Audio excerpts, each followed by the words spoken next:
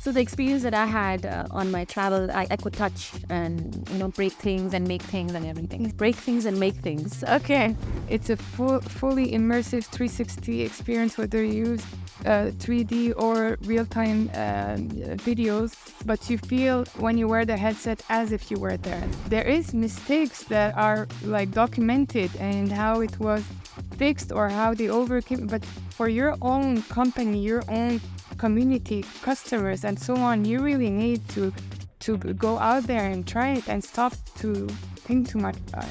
Welcome to Digital Dialogues, the podcast where we talk about all things digital and content production. I'm your host, Namita Ramani, and with me is my co-host, Reim El Houni. I'm your video content expert, and I'm super excited for today's episode because we are joined by a very special guest. She is a friend, she's a mentor. She is the founder and CEO of Arkub Interactive.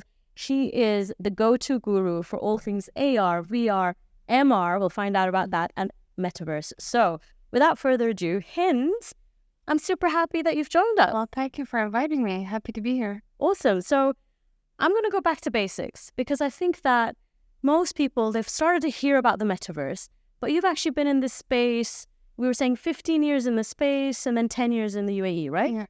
Okay. So, in that timeline, go back to the beginning. What did this industry look like at its start?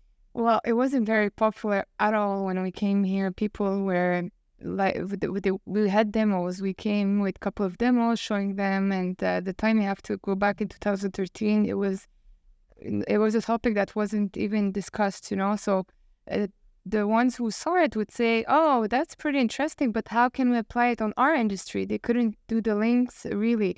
So we had to go back on our homework and basically readjust the proposal to be more proactive, to see where the AR VR could enhance whether it's a campaign, an experience, whatever it is, so that the client can see a benefit out of it. Could you share an example, like back in the days, a case study or an example? The easiest I would tell you would probably be events. Events, they will always want to attract the attention, grab the most, have footfall and all that. So our very first client actually was Dubai Sports Council.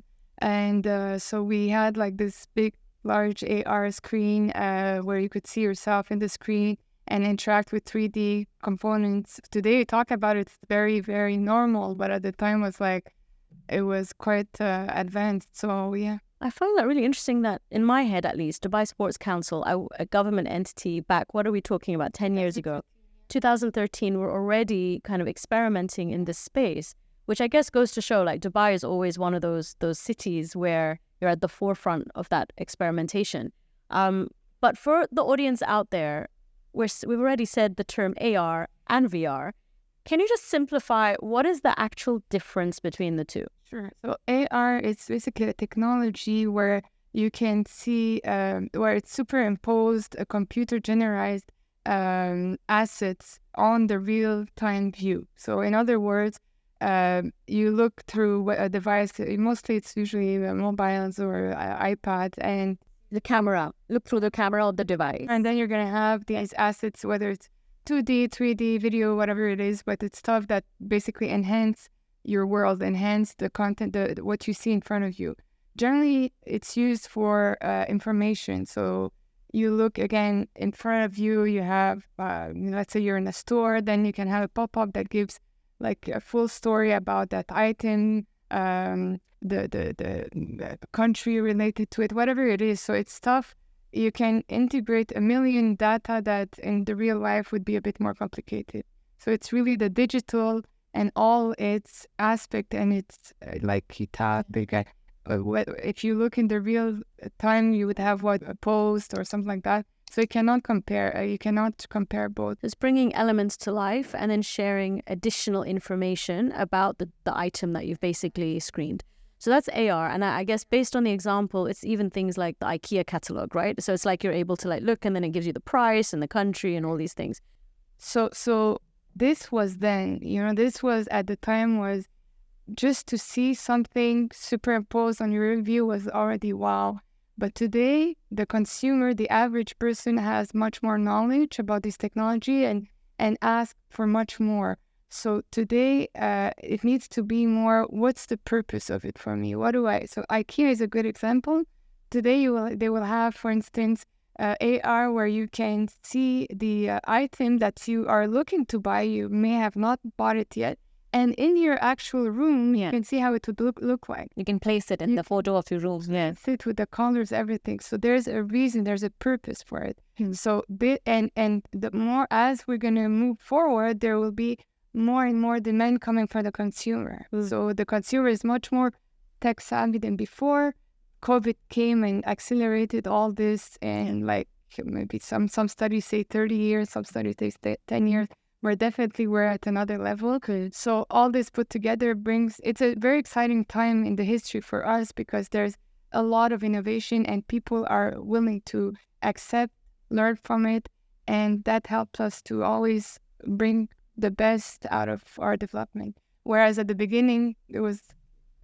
I definitely think I agree with COVID expediting things, because I remember for the first time, there's a jewelry brand that we worked with, and it was like an AR screen, or where you can just see the different pieces of jewelry like pop up on your ear.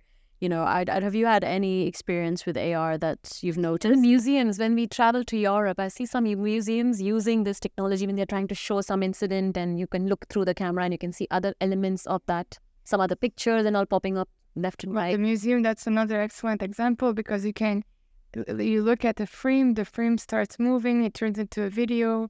You can interact with the content. You can hold, let's say, 3D components, see how, like in front of you, because the artifacts, technically you can't touch them, but we turn them into 3D, they come to you.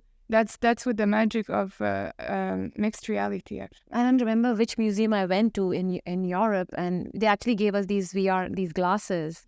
There was nothing there. We just walk. It guides us in the center and in the corners of the room, and things pop up, and the whole story comes on glass. Reality. Yeah. Okay, we're jumping a lot. Okay. We start out with AR. So I think AR we're clear on. So if we're now talking about VR, so how is that different? VR, it's a fully immersive experience, meaning that it takes you into a full 3D environment. So it started, or the closest I can tell you, they take you at locations that normally would be very difficult to get to. So let's say a walk on the moon. That's so again, that's the wow effect. And practically speaking, is it really useful for the average person? Probably not really. But where it gets more interesting, maybe we can discuss it later, but there's really practical aspects to VR that makes it very useful for businesses. But to answer simply your question, it's a fully immersive 360 experience, whether you use 3D or real-time videos, but you feel when you wear the headset as if you were there. So you just mentioned something, you feel when you hear the headset. So is it automatic that you need a headset to be in a virtual reality world? Yes. Okay, so I'm going to ask something a bit controversial. So how realistic is this? Because the way I see it is that these headsets are quite expensive. They're not really kind of average, they're not in mass market right now. But we're saying that the VR world is growing. So I read recently that Forbes did a study where 2.5 billion people are on a virtual platform. But does that mean that they're using a headset, or what does that mean? No, virtual platform doesn't necessarily. It could be just Roblox, for instance, is a virtual platform, but do you need the headset? No. So there's a distinction at that level. But just to your point about the headset, the price of the headset dropped a lot over years. A couple of years ago, you're right, it was quite expensive, and you had to think about it before you want to do the purchase. But today, I don't want to promote any headset more than the other, but there's some headset that really you can find them at a very low cost to a point where, let's say when we developed VR Sport, the VR Park in Dubai Mall, back in 2017, 2018, not a lot of people had headsets at home. Yeah. But as time passed, we realized, people do have headsets, and so we had the content has to really be outstanding, because the headset, they already have it. They have access to a bunch of library and stuff like that. You even can get VR through your phone. Google had these card blocks. I don't know if you saw that. So that's like the cheapest version you can find, but it's still a VR experience. it's not, will you feel as immersed in the experience as if you wear another, like whether Oculus or HTC or these guys? Not really, but at least it gives you the effect that, okay, it's a 360, you do see the 360. So if you want to try the VR today, it's quite easy. So just, again, I'm pretty ignorant in this space. When you're saying they're quite cost effective, like roughly what kind of budget are we talking about? So let's say you can, as low as 1,000 dirhams, for instance. Okay. If you have other brands that you can put your phone in the gear and look around, that's another version that is even cheaper. Yeah, that's what I was coming to. Apple's Vision Pro is going to change the world of VR, I guess, because we are going to be wearing the VR kind of glasses but actually using a computer, because that's the new age computer, right? So the idea is that AR would like become mainstream. It's going to be part of our daily life. But as per the numbers that were released, and don't quote me on that because they did not officially announce the prices yet, but they were talking about around $3,500 dollars for a headset.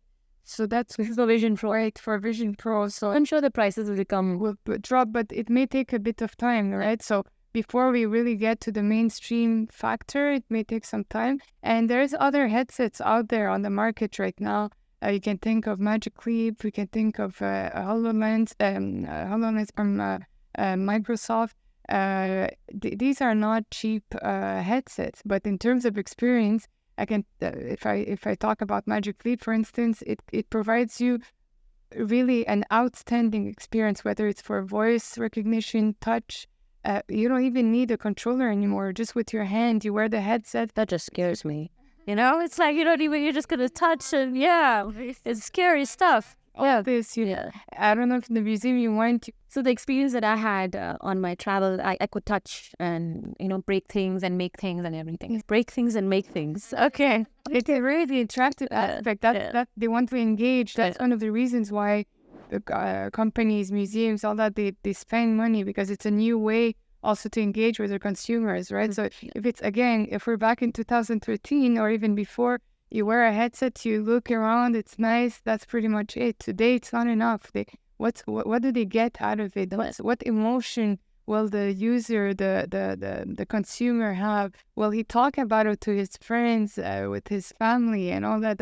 So I'm just curious. So we've mentioned AR, VR, and then MR came up. So what is the world of mixed reality? It's really a mix of both. So you can 1 second see the real view and have these pop-ups you mentioned earlier, and the next second you have like a full, you dim everything around and becomes a virtual reality. When you can interact with the elements inside that. Yeah. Same features, but it's just that normally you would have, if you want it AR, you would have, let's say, a device for it, and if you wanted VR, you would have a device for it. This mixed both. So that's mixed reality. For you, I know this is it was all very normal, when terms like the metaverse popped up. For me, I think it was only, I guess, this time last year that you kind of started to hear about it a bit more. And then I was like, oh, there's this thing called the metaverse, and there's real estate, and people are buying things, and they're making money, and they're losing money. And do we need to be doing this? And it was like, what is this? So simplify it for us. So I just want to literally, what is it? And how did this suddenly, boom from nowhere? The reality is that Metaverse is nothing new. There's nothing new in there. It started at least 20 years ago with Second. 20 years ago? So back in 20 years ago, why it didn't continue? Why at that time it didn't work out the way it worked today? Why now? So the thing is with COVID, again, I'm back on COVID, but just it sounds like it's so far away, but at the time, people would stay home, would communicate online, would shop online. The people who would not put their credit card, they would be scared. They had no choice to do it anymore. And then when they tried, they loved it, and they started to integrate it in their habits. And then came Metaverse. Basically, it's really a division of Mark Zuckerberg, the CEO of Facebook, who really kind of pushed it forward. Changing the company name to Meta? Facebook. Did I say Facebook? Yeah. Oh, sorry. I meant But that's like the biggest marketing strategy of all, right? You see a trend, change your name to embrace the trend. Like, it's not Meta, it's not Mark Zuckerberg's company, right? Metaverse is a general term. Yeah, it's a general term, but he really embraced it before anyone else, basically, or he made it more popular. But he shifted to show how serious he was about it. He changed the name of the company, but strangely, he didn't necessarily. He stopped his development in that space, right? Because of Vision Pro. No, it's not that reason, but he shifted into AI now. So now everybody is into AI. He's kind of calling the shots way before everybody else. But this to me is quite. So I believe anyone who knows me knows I am an early adopter. I am someone who will look at a trend and I'll want to try and be ahead of it as much as possible. But changing your company name, like that's a big one. It's like regardless of what trend is coming up, to do that. To me, that signifies that the metaverse, at least at the time, was an opportunity that, I don't know him obviously, but I would presume he felt was a large enough opportunity for him to rebrand. Like I haven't come across company. I haven't come across other entities that make a shift that big. But the day he announced, he rebranded Sandbox and Decentraland on the market. The stock surged because of this announcement. So people, the people who were following less, opened their eyes wide, about this new technology. What is it? So people started to be curious. But funny enough, people did not necessarily adopt metaverse because you ask 10 person what the metaverse is, they will all answer different, give you different answers. But they started to be curious about the whole sphere, so that implies AR and VR, and so that was the best publicity for companies like us as well. So that's what's it's interesting about it. It's not for sure. There's huge companies. You can think of Nike, Adidas, all these guys. They were first adopters and they tried things, and that's the best way to learn. For any company who would want to get into that world. You can do a million analysis and get into as deep as you want, but the best way to really get it is to get into it. Don't overthink it, and it's okay to do mistakes. No one has it right necessarily from the first shot. And today, the chance we have is that there is a history that is being written. So there is case studies, there is things, there is mistakes that are like documented and how it was fixed or how they overcame. But for your own company, your own community, customers, and so on, you really need to go out there and try it and stop to think too much about it. But again, I guess just for simplicity's sake, we defined AR, VR, and MR. What is the definition of a metaverse? The metaverse is a virtual environment where users can socialize, work, shop, into that environment, and usually we utilize it through avatars. How is that different from VR? So VR, you really need the headset. Metaverse, you don't. So you can think of, again, Roblox, the Sandbox. These are the big ones. Decentraland, you can just enter the game. It's 3D. When you say you don't need, so basically it's a website. It's a more evolved website. So another definition of it, it's the next iteration of the internet, which is going into the 3D. So yes, it's Web 3.0. It's yes. But at least when you hear someone say Web 3.0, they mean the next evolution of it, which is probably 3D, has a 3D component. Definitely the 3D is, and think about e-commerce. E-commerce today, you will go on a website and see the different components. You just scroll and then you spend hours on it and you buy whatever you want and that's it. So if you go into that sphere, the difference is that you will allow the user to actually create his own avatar. So first of all, you can have branding that belongs to the company that is pushing the e-commerce. So that's another like marketing aspect to it. Then once you are in there, you can see the same components, but they are placed as if you were in a store. But that store, it doesn't look like any of the stores out there because they come It's a from virtual store. Yeah. It's a virtual store. You can sky's the limit when it comes to this. So, and then there's the NFTs, that you can purchase, but there's the real stuff also that you can buy and receive at home. So no, I'm not going to get distracted by the world of NFTs because it's a whole other planet.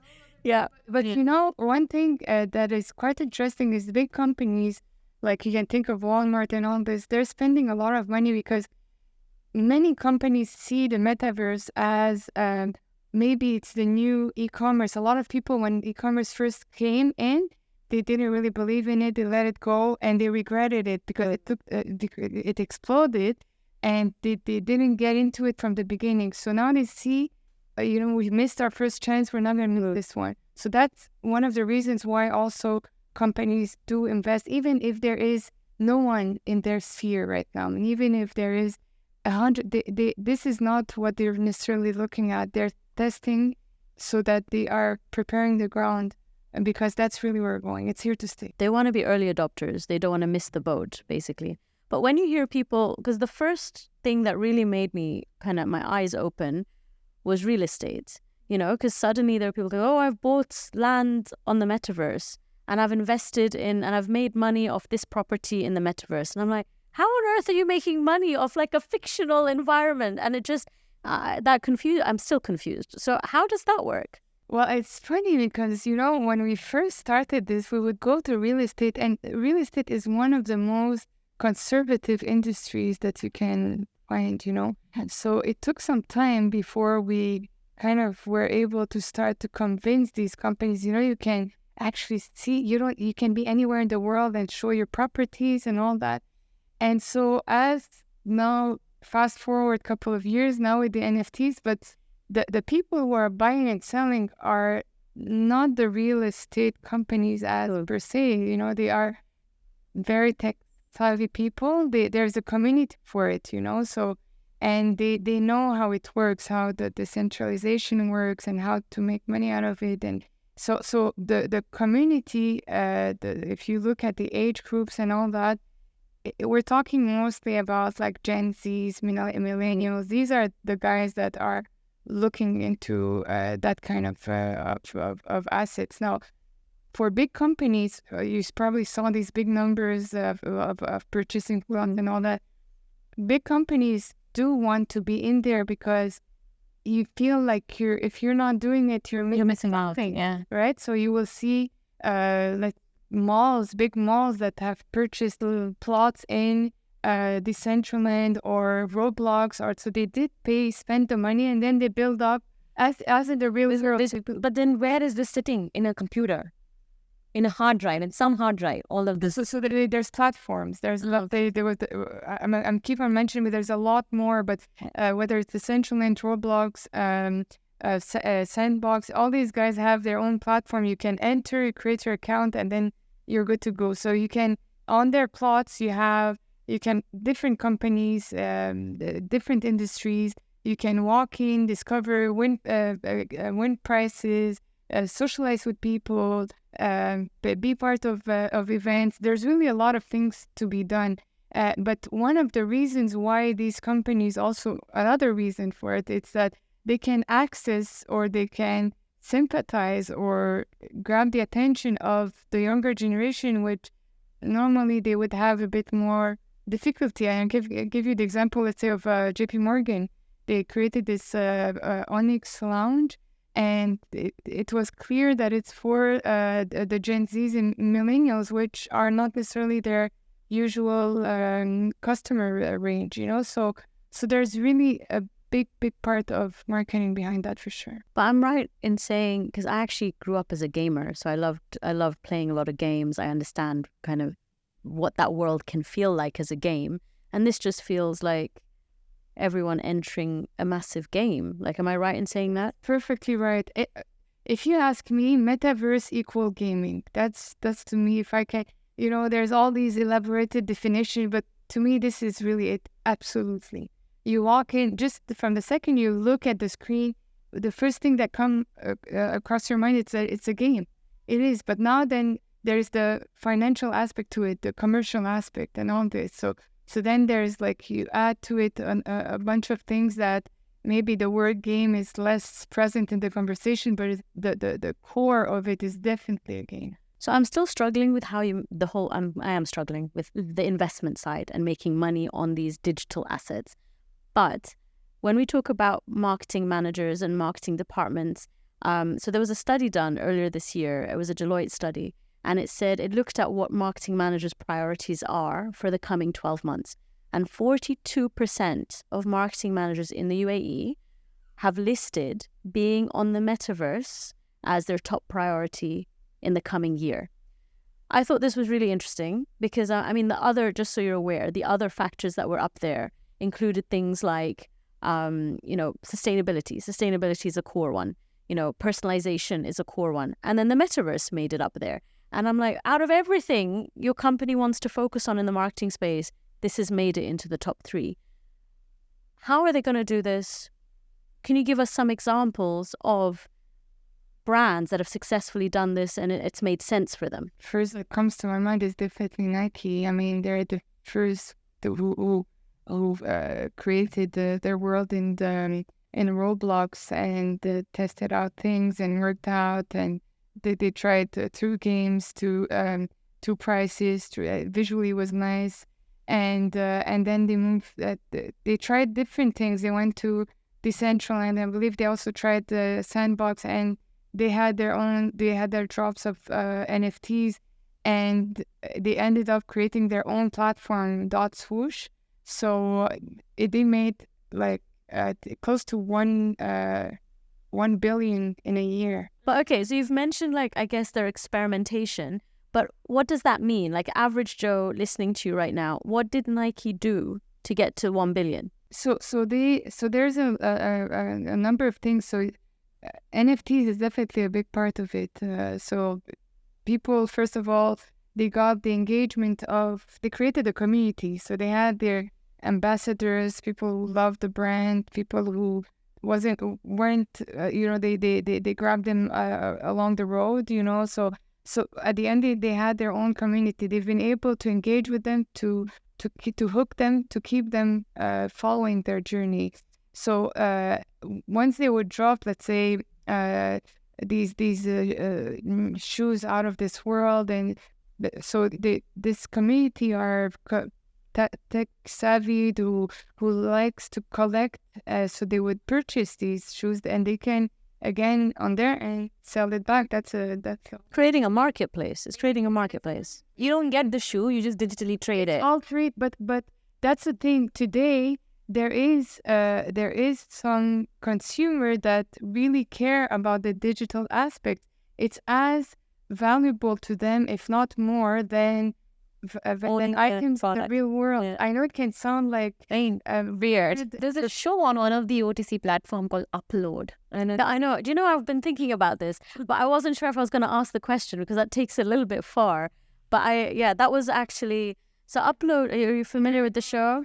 So I guess for people who aren't familiar with the show, it's all about how you can upload your soul, to another digital world, and then you kind of keep living and have a life. And have a life, but it does involve putting on the goggles and you're in this environment if you want to communicate with these people. It's all highly fictitious, although I am a very big believer that everything starts in media. So I'm a very big believer that when you start watching these shows, there's a seed being planted for the future. We will be able to upload ourselves to this digital world and continue living. But when I hear of the metaverse, that's what I imagine that kind of scary thing. It's like, it's not one or the other. It's like a parallel world somehow. It's not like, because people were thinking, oh, the metaverse will take over the world. It's really not the case. It's really it's a complementary line, if you want to call it this way, because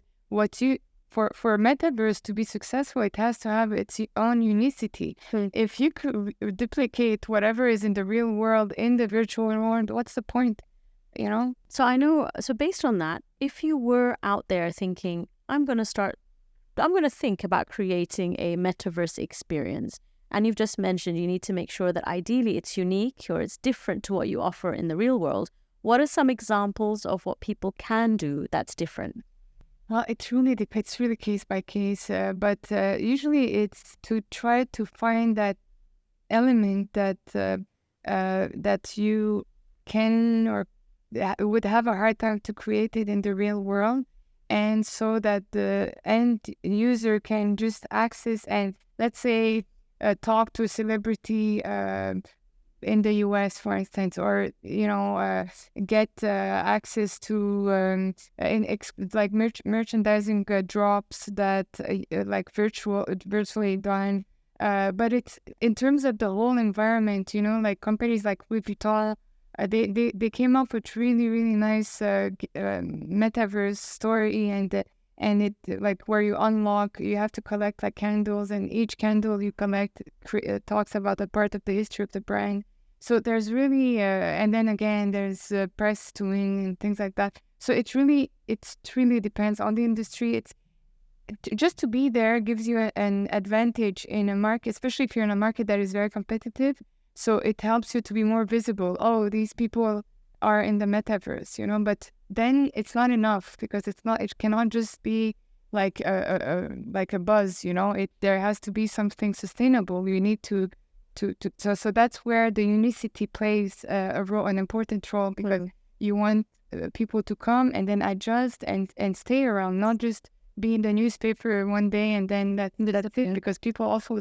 But Louis Vuitton's audience is a metaverse. Yes, they have, and they're targeting again that a lot of brands have approached went into the metaverse to approach younger generation. So there is definitely interesting. What are some brands that maybe, Nike, I think we've all heard Nike's out there. Gucci is a very high-end as well brand, but the NFTs, like the level of details and all this that you can create and then put it out there on a high price, it kind of was created mostly for luxury brands, to be honest. When you look at it, Balenciaga, all these brands, a lot of them have tried out the metaverse, cars as well. So it kind of went out because it's and often they have like their own strategy where you have a limited number. Technically, each NFT is unique. It's kind of like art, no? It's collecting, and then the longer you have it, more valuable. Music, the fashion, all these kind of companies are into. But these are all sitting in that platform, which is Sandbox and all those, one of those platforms.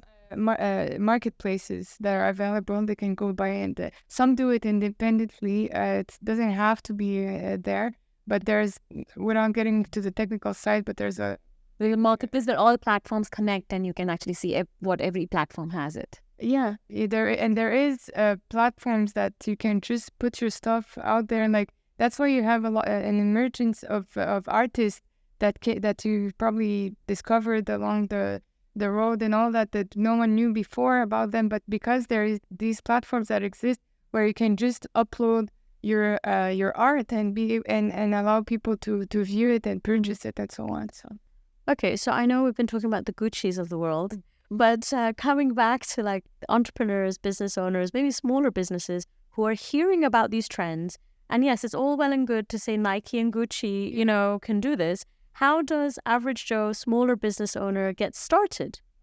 That's really a good question, because it sounds like so big and so confusing, expensive, and all these ideas that people have. Some are true, some are not. But at the end of the day, first thing first is do your own research and search on different sources, not only one.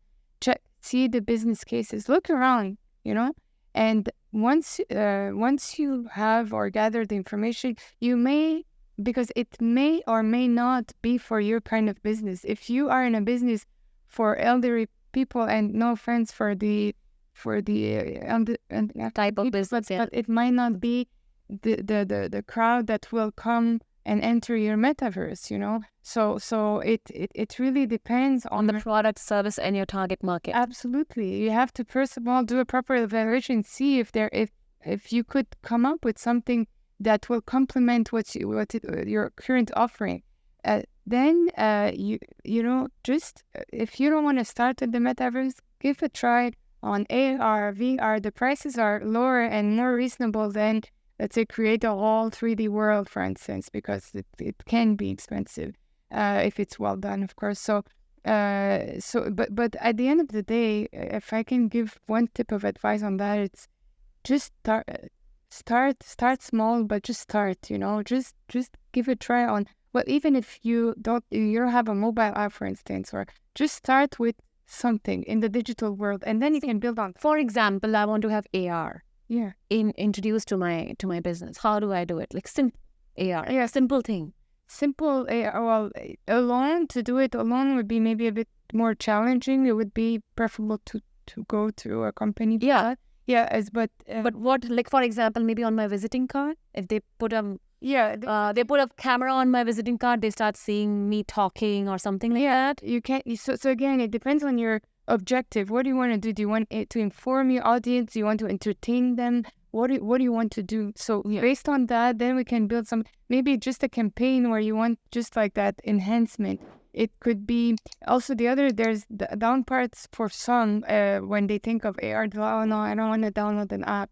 So today there is what's called web AR, which you don't even need the app anymore. You can just turn on your camera and then scan, and the same experience can appear in your phone. It's an AR experience. But all these things, I think so whoever would like to get into it that never touched it before, just to maybe talk to someone who can show them the forest as opposed to just a tree, so they can have an overview, just understand better in simple words what they can do and what's applicable on their specific industry and how they can be different from their competitors, because maybe they will come up with something that was done like 10 years ago. It's okay, you're an AR, but maybe we could have. Are QR codes a form of AR?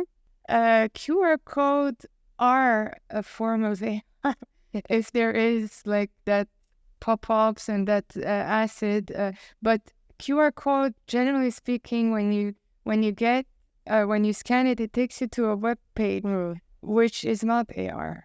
But the same logic could apply, I guess, that you scan a QR code and it takes you to an AR experience. What about you scan a code and it opens a song on Spotify? What is that? Well, there's a company who does that. They actually make these artifacts or like corporate gifts wherein someone gifted me and it has my favorite song on it.